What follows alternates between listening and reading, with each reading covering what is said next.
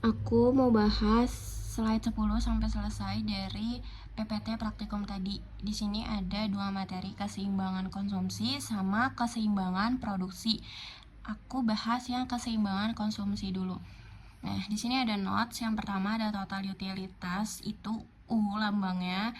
Ini biasanya ada di soal diketahui. U itu berarti sama aja kayak FXY. Nah, yang kedua, utilitas marginal. Kalau soalnya disuruh nyari utilitas marginal, itu udah pasti kalian disuruh cari turunan dari si U ini. Jadi dari U ini yang diketahui di soal, kalian turunin. Terus, utilitas marginal pada barang X. Berarti kalian cari turunan X dari si U ini. Terus utilitas barang marginal pada barang Y, berarti cari turunan terhadap Y dari dari utilitas yang ada di soal. Contohnya, kepuasan konsumen dari mengonsumsi barang X dan Y dicerminkan oleh fungsi utilitas U sama dengan X kuadrat Y pangkat 3. Pendapatan konsumennya adalah $1.000 dan harga X-nya itu $25, harga Y-nya $50 per unit. Jadi di sini yang kita ketahui pertama ada utilitasnya X kuadrat Y pangkat 3. Kedua ada pendapatan konsumennya sebesar $1.000.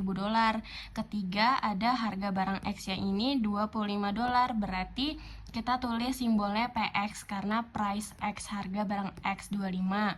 Terus barang Y harganya $50, berarti PY, price Y itu 50, kita tulis 50. Udah kayak gini, kita juga buat fungsi baru atau budgetnya.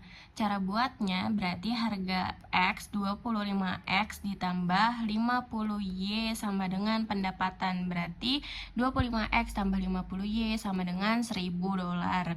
Ini kita pindah ruas, kita buat sama dengan 0, 1000-nya kita pindah jadi minus. Jadi hasil fungsi baru atau fungsi budgetnya kayak gini. Terus, ini kan baru diketahuinya doang. Yang ditanya, yang pertama kita disuruh formulasikan fungsi utilitas marginal untuk setiap barang. Kayak yang aku bilang, kalau utilitas marginal itu berarti turunan pertama. Nah, turunan pertama dari utilitas. Utilitasnya kan ada di soal X kuadrat Y pangkat 3. Kita cari turunannya satu-satu terhadap X sama terhadap Y. Berarti kita tulis keterangannya MUX ini sama dengan FXY do U do utilitas per do X. Ini X diturunin jadi 2X Y pangkat 3. Terus kita cari turunan yang terhadap Y. MUY sama dengan FXY do U per do Y. Kita turunin utilitasnya terhadap Y. Berarti X-nya tetap, gak usah diubah. Yang diubah Y-nya aja diturunin. Berarti Y pangkat 3 diturunin jadi 3Y pangkat 2. Karena ini bentuknya utilitas, jadi kita pindahkan 3-nya ke depan sini. Jadi 3X kuadrat, Y kuadrat. Terus yang nomor 2 ditanya, berapa utilitas marginal jika konsumen mengonsumsi 14 unit X dan 13 unit Y. Berarti X-nya 14, Y-nya 13. Terus kita disuruh jelasin apakah hasilnya berupa kepuasan konsumen yang optimal atau enggak. Yang pertama, kita tulis dulu keterangannya. Yang disuruh kan X 14 sama Y 13. Kita tulis keterangannya jika X sama dengan 14 dan Y sama dengan 13. Kita substitusiin ke turunan pertama MUX dan MUY yang udah kita cari ini. Terus kita masukin aja X 14, Y 13 ke turunan yang udah kita cari. Ini X-nya 14, Y 13 dimasukin pangkat 3, hasilnya segini. Yang Y juga gitu. Yang Y kan hasil turunannya ini, tinggal dimasukin aja 14 X-nya, 13 Y-nya. Hasilnya nanti segini. Udah ketemu kayak gini, jangan lupa untuk cari keseimbangan konsumen. Cari keseimbangan konsumen, hasil ini tinggal dibagi sama price X. Hasil ini tinggal dibagi sama price Y. Jadi 61.516 dibagi 25, price X ya, 25. Terus yang ini MUY 99.372 dibagi 50. Ini ya price Y. Terus udah ketemu, hasilnya kan beda nih dua-duanya. Berarti dia nggak optimal. Kan yang ditanya apakah hasilnya berupa kepuasan konsumen yang optimal atau tidak. Karena jawabannya nggak sama, berarti kita tulis interpretasinya kepuasan konsumen tidak optimal karena MUX per PX tidak sama dengan MUY per PY. Nomor 3, disuruh hitung kombinasi konsumsi X dan Y yang memberikan kepuasan optimal. Tadi kan kepuasannya nggak optimal ya karena hasilnya beda. Terus kita disuruh cari kombinasi X dan Y yang ngasih kepuasan optimal nih. Jadi di sini yang perlu kita tulis adalah utilitasnya dulu yang ada di soal. X kuadrat Y pangkat 3. Utilitas itu sama aja kayak fxy-nya. Terus kita buat fungsi budgetnya. Fungsi budgetnya kan tadi udah ditulis di awal ya, diketahuinya itu 25x plus 50y min 1000 sama dengan 0. Fungsi budget ini sama aja kayak gxy. Udah ketemu dua-duanya, kita bikin fungsi baru Lagrange. Lagrange ini rumusnya fxy sama dengan fxy plus lambda gxy. Fxy-nya udah ada. Ini X kuadrat Y pangkat 3. Terus ditulis lagi lambdanya, GXY-nya yang ini 25X tambah 50Y min 1000. Jadi FXY sama dengan FXY kita tulis ulang, terus ditambah lambda, GXY-nya yang ini kita tulis ulang. Udah kayak gini, lambdanya kita kaliin satu-satu ke setiap yang ada di sini. Jadi kita ini tetap turun X kuadrat Y pangkat 3 ditambah lambda dikali 25X, 25X lambda. 50Y dikali lambda, 50Y lambda. Min 1000 dikali lambda, min 1000 lambda. Ini udah ketemu fungsi baru Lagrange-nya. Terus kita cari maximize f-nya, berarti maximize fungsi baru ini ya. Kalau f gede itu berarti fungsi baru atau fungsi Lagrange. Kita cari turunan yang pertama terhadap x.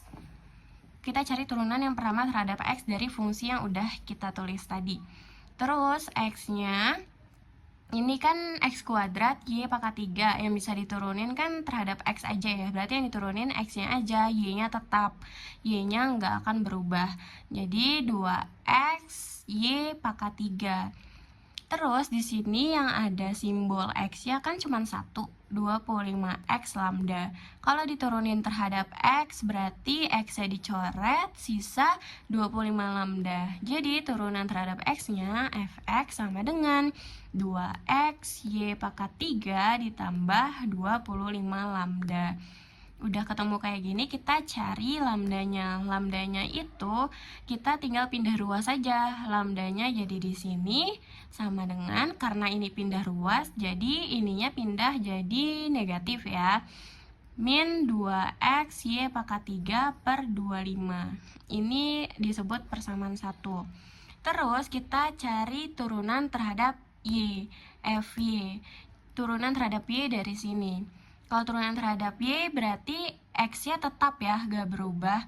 X kuadrat Y pangkat 3 diturunin jadi 3Y pangkat 2. Nah, karena di sini utilitas, jadi 3-nya dipindahin ke depan. Jadi 3X kuadrat Y kuadrat plus 50Y lambda kita turunin jadi 50 lambda. Y-nya diturunin habis.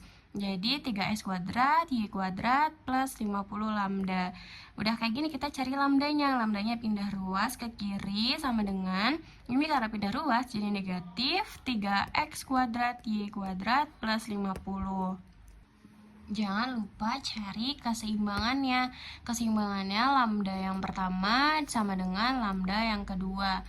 Terus ini kita tulis ulang lambda yang pertama, ini lambda yang kedua. Karena dua-duanya negatif, kita bisa ilangin negatifnya jadi positif.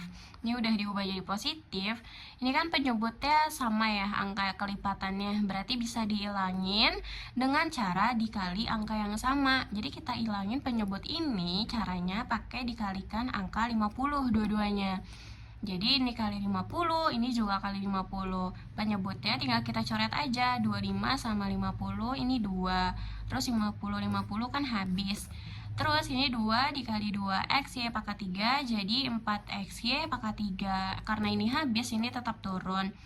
Terus ini pindah ruas ke sini jadi minus, kita buat sama dengan 0.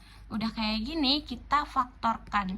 Faktorkan jadi bentuknya XY kuadrat dalam kurung 4Y min 3X. XY kuadrat dikali 4Y, 4XY pangkat 3.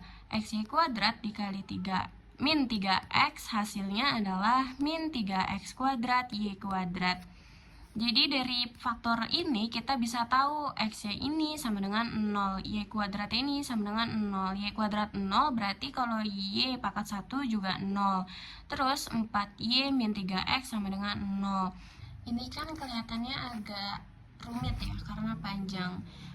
Sebenarnya ada cara simpelnya, kalian tinggal buat kayak gini. Ini persamaan yang pertama, tadi lambda pertama, ini lambda kedua.